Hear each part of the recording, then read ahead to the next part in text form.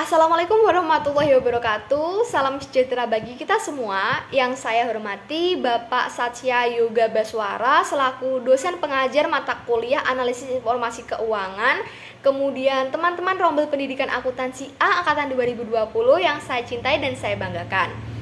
Kami dari kelompok Analisis Laba Kotor sebelumnya akan memperkenalkan anggota kelompok kami. Yang pertama ada Raffi Nur Febrianto dengan NIM 7101420050. Kemudian ada saya Vinasya Adela Ayuni dengan NIM 7101420199. Kemudian ada Quraizin Salsabila Tasya Azahra dengan NIM 7101420247. Dan yang terakhir ada Muhammad Arifianto dengan NIM 7101420328.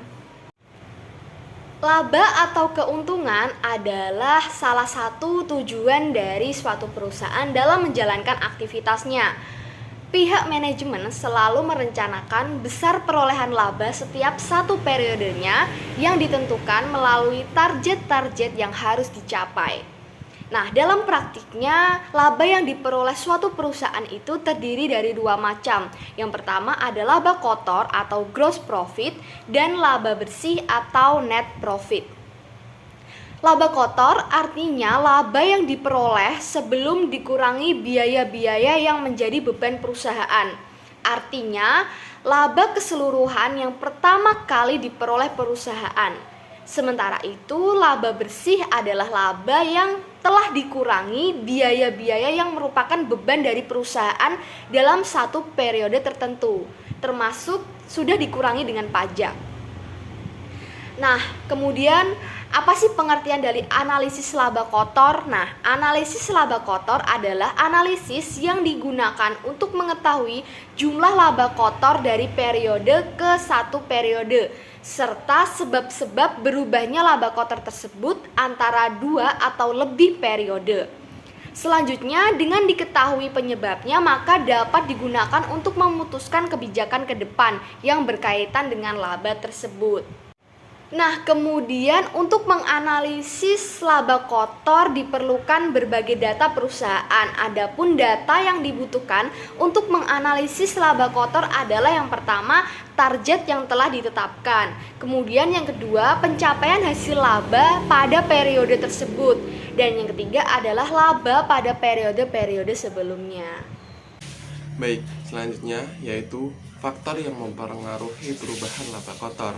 Dalam prakteknya, perubahan yang terjadi pada laba kotor disebabkan dua faktor, yaitu yang pertama, faktor penjualan. Penjualan maksudnya adalah jumlah omset barang atau jasa yang dijual, baik dalam unit ataupun dalam rupiah. Besar kecilnya perubahan ini penting bagi perusahaan sebagai data awal dalam melakukan analisis. Sementara itu, penjualan dipengaruhi oleh A. Faktor harga jual. Harga jual adalah harga persatuan atau unit atau per kilo atau lainnya produk yang dijual di pasaran. Penyebab berubahnya harga jual adalah berubahnya nilai harga jual persatuan. Dalam kondisi tertentu, harga jual dapat naik, tetapi dapat pula turun. Perubahan inilah yang menjadi penyebab berubahnya laba kotor dari waktu ke waktu. B. Faktor jumlah barang yang dijual. Jumlah barang yang dijual maksudnya adalah banyaknya kuantitas atau jumlah barang yang dijual dalam satu periode. Sudah pasti jika barang yang dijual dengan kuantitas yang lebih banyak juga akan mempengaruhi peningkatan laba kotor. Demikian pula sebaliknya, apabila kuantitas barang yang dijual sedikit, tentu kemungkinan akan terjadi penurunan penjualan. Faktor yang kedua yaitu faktor harga pokok penjualan.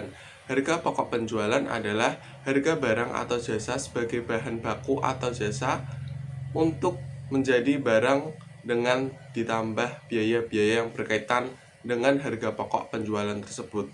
Harga pokok penjualan ini penting sebagai dasar untuk menentukan harga jual ke konsumen.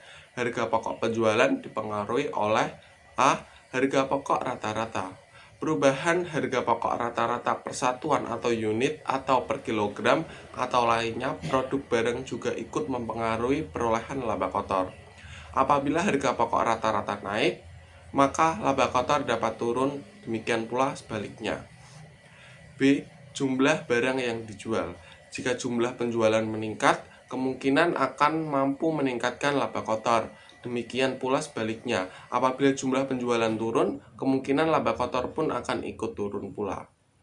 Dengan demikian, dapat disimpulkan bahwa perubahan laba kotor disebabkan oleh 3 faktor, yaitu yang pertama, berubahnya harga jual. Artinya, berubahnya harga jual yang dianggarkan dengan harga jual pada periode sebelumnya. Misalnya, harga jual yang diterapkan sebelumnya yaitu sebesar Rp100 per unit, dinaikkan menjadi Rp110 rupiah per unit, atau sebaliknya karena berbagai sebab harga jual justru diturunkan. Perubahan ini jelas akan berdampak terhadap perolehan dari nilai jual tersebut. Yang kedua yaitu berubahnya jumlah kuantitas. Barang yang dijual artinya perubahan jumlah barang yang dijual dari jumlah yang dianggarkan dengan jumlah periode sebelumnya. Sama seperti harga jual perubahan jumlah barang yang dijual, misalnya dari jumlah yang ditargetkan terjual 100 unit, namun hanya terjual 90 unit, atau sebaliknya, naik menjadi 110 unit. Jelas akan mengakibatkan perubahan perolehan dari nilai jual tersebut. Yang ketiga yaitu berubahnya harga pokok penjualan.